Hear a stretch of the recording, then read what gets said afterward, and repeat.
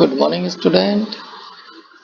BSc part third में paper second unit fifth में हम एचआईवी वायरस और उससे होने वाली डिजीज एड्स के बारे में स्टडी कर रहे हैं।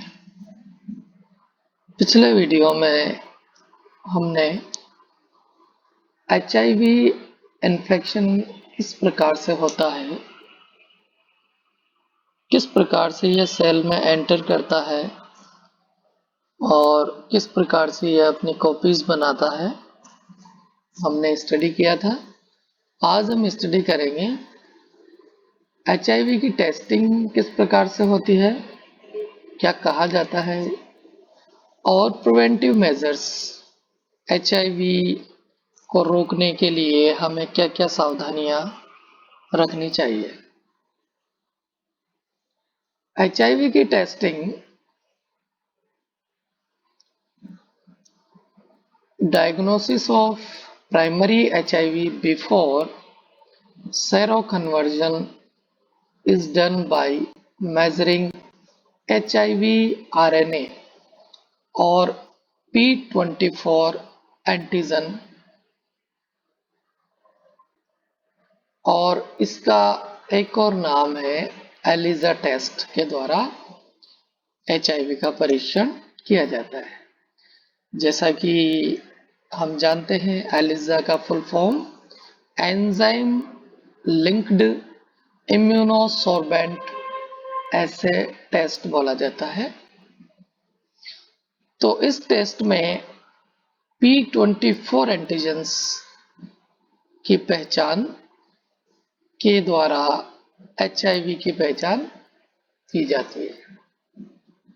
इसके अलावा दूसरी method positive results obtain by antibody or PCR testing are confirmed either by a different antibody or by PCR polymerase chain reactions के माध्यम से।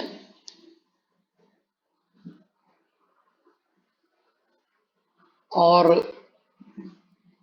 इसके पश्चात उस एंटीजन HIV एंटीजन के फलस्वरूप जो एंटीबॉडी बन रही है हमारे शरीर में, उस एंटीबॉडी की पहचान करके HIV की पहचान की जाती है। ये दो तरीके हैं HIV वायरस की पहचान करने के। RT-PCR टेक्निक का नाम आपने अभी वर्तमान समय में सुन रहे हैं। कोरोना वायरस की टेस्टिंग RT-PCR टेक्निक द्वारा की जा रही है। RT-PCR टेक्निक ही HIV की टेस्टिंग में भी काम आती है। RT-PCR का full form reverse transcriptase polymerase chain reactions होती है। हम जानते हैं कि पॉलीमरेज चेन रिएक्शन में वायरस जो बहुत कम मात्रा में सैंपल्स में मौजूद होते हैं उनका एम्प्लीफिकेशन किया जाता है, उनकी संख्या बढ़ाई जाती है ताकि वो टेस्ट हमारा सफल हो सके या उनकी टेस्टिंग की जा सके। तो ये दो तरीके HIV टेस्टिंग के हैं, एलिजा और PCR। अब हम देखते हैं कि एड्स कैसे होता है और किन तरीकों से एड्स नहीं होता है। HIV is transmitted, HIV transmit हो सकता है। Number 1, use of non sterile syringe and tools. Medicals में नॉन स्टेरिल सिरिंज और टूल्स का अगर यूज किया जाता है तो उससे HIV हो सकता है। प्रेगनेंसी, ब्रेस्ट फीडिंग, प्रेगनेंसी से बच्चे में हो सकता है या माता जब दूध स्तनपान करवाती है, दूध पिलाती है बच्चों को, उससे हो सकता है। ब्लड ट्रांसफ्यूजन से हो सकता है, जो संक्रमित व्यक्ति है उसका अगर ब्लड को किसी स्वस्थ मनुष्य के शरीर में चढ़ाया जाता है तो उससे भी HIV हो सकता है। ऑर्गन ट्रांसप्लांट के माध्यम से हो सकता है। HIV संक्रमित व्यक्ति के ऑर्गन्स को किसी दूसरे व्यक्ति के शरीर में ट्रांसप्लांट किया जाए तो अनप्रोटेक्टेड सेक्स के माध्यम से हो सकता है। 80% संभावना इसी एक तरीके से सबसे ज्यादा होती है एड्स होने की। HIV is not transmitted, HIV नहीं होता है। फूड ड्रिंक, इससे HIV नहीं होता है। इंसेक्ट, कीट के काटने से HIV नहीं होता है। किस और टच करने से HIV नहीं होता है।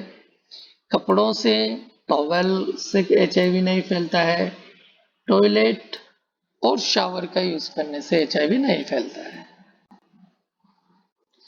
अब HIV का कंट्रोल कैसे किया जाए, तो ये कुछ प्रिवेंटिव मेजर्स हैं।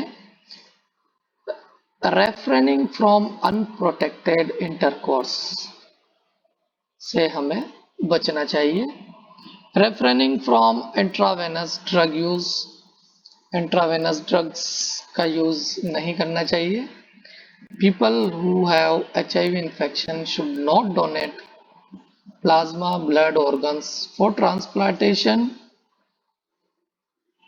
टिश्यू और सेल्स, जिनको HIV है उनको प्लाज्मा ब्लड और ऑर्गन्स को डोनेट नहीं करना चाहिए। All pregnant women must be counseled about HIV early in pregnancy and encouraged to undertake an HIV test as a routine part of standard and antenatal care. अपने बच्चों के बचाव के लिए प्रेगनेंसी के दौरान माताओं को ये HIV के बारे में समझाना चाहिए और HIV टेस्ट के लिए उनको एनकरेज करना चाहिए। Those found to be HIV positive take a course of ARV treatment to reduce the risk of their infant being infected. जिनको HIV पॉजिटिव है उनको ट्रीटमेंट लेना चाहिए। इन सावधानियों से हम HIV से बचाव कर सकते हैं। Thank you.